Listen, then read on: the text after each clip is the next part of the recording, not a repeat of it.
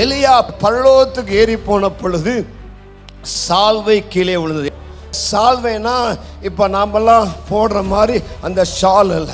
சால்வை என்பது ஒரு வஸ்திரம், அவர் மேலே போட்டுக்கொள்ளக்கூடிய ஒரு வஸ்திரம், அதுதான் சால்வை.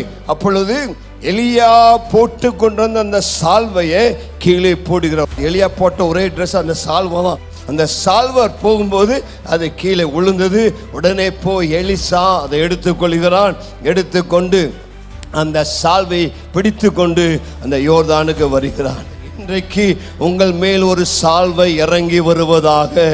உன்னதத்திலிருந்து கர்த்தருடைய ஆவியானவர் உங்கள் பேரில் அந்த தெய்வீக சால்வையை இன்றைக்கு அனுப்பி தருவாராக.